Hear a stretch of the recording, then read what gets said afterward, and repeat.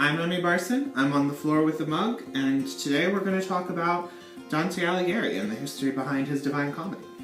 So Dante Alighieri lived in like the 1300s-ish in Italy, which is like prime time Renaissance time. He lived in Florence. I'm pretty sure it was Florence. I'm like, oh, that's where you want to be. If you're an artist in the Renaissance, you want to be in Florence. So I'm gonna guess that he lived in Florence. He lived in Tuscany. That's important.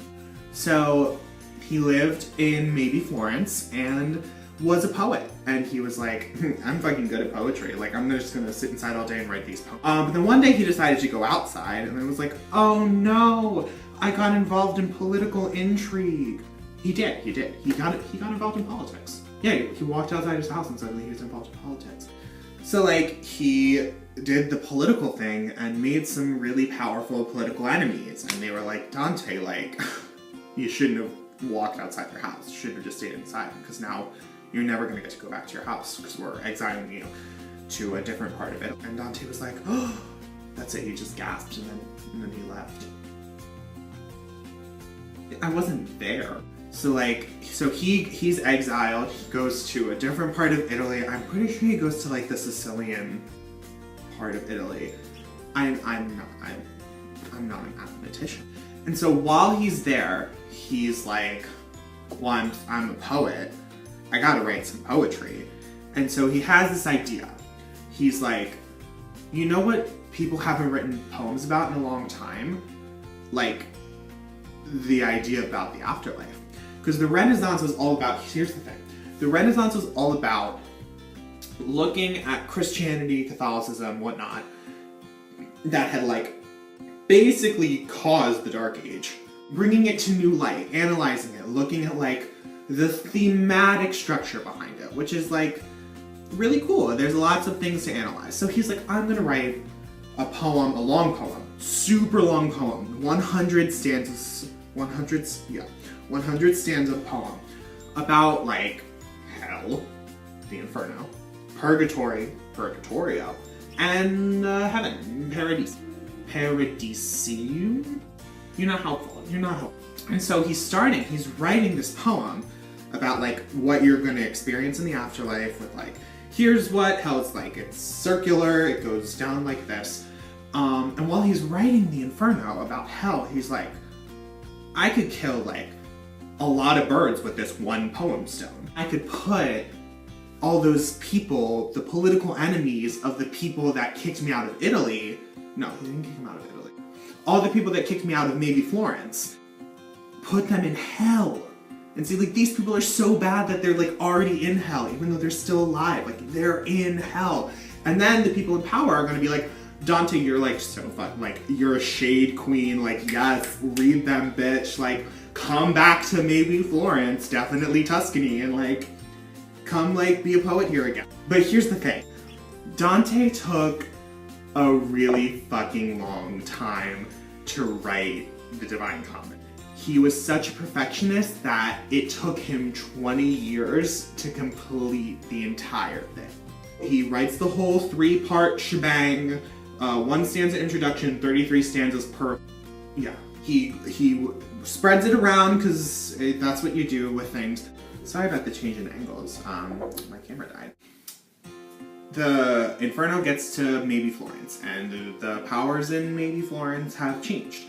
So people are reading this, and all these people that Dante put in hell that he thought would gain him political favor, people are like, I don't know who this person is. Like, I'm 20 years old and this person died 20 years ago. Like, who even is this? And then some people are like, wow, it's really rude that he put this person in hell. I really like this person. Like, this person's really cool. And some people are like, Dante, like, why did you put me literally in hell? The plan kind of backfired.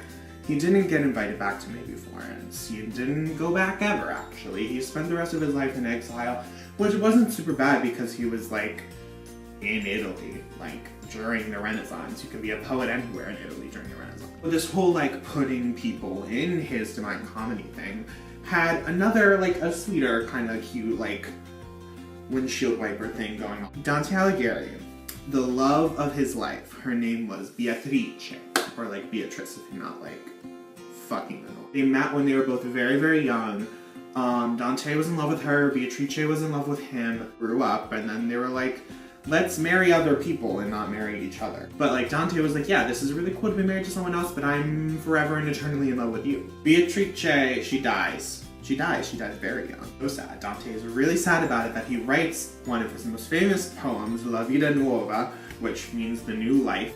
That's what it sounds like.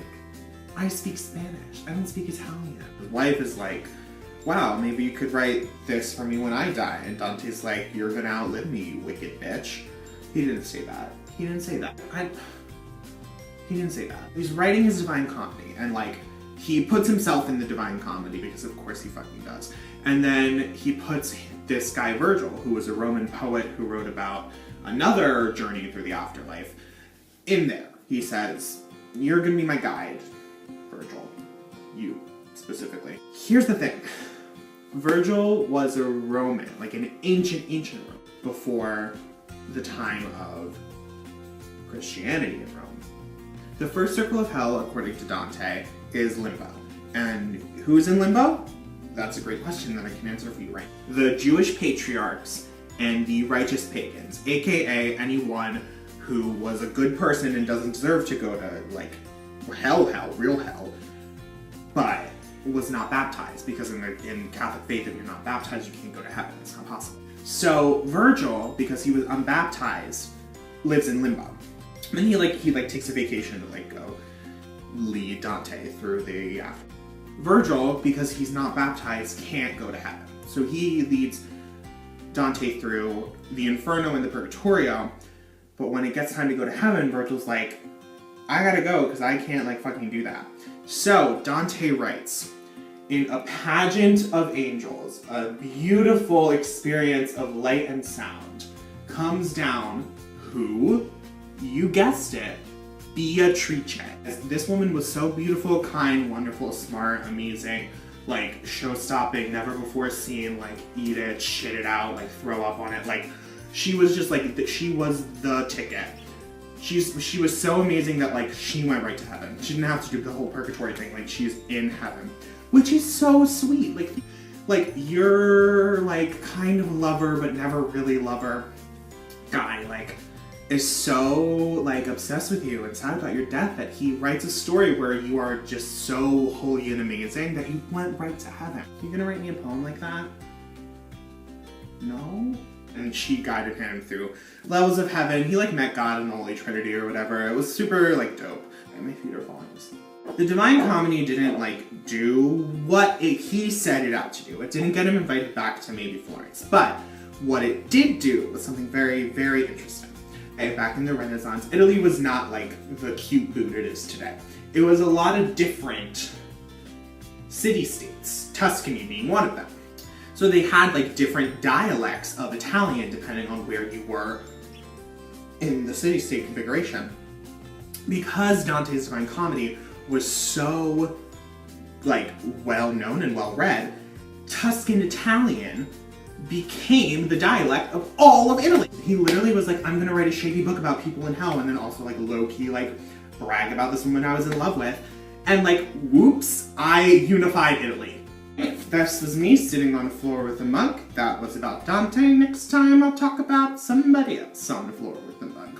Bye!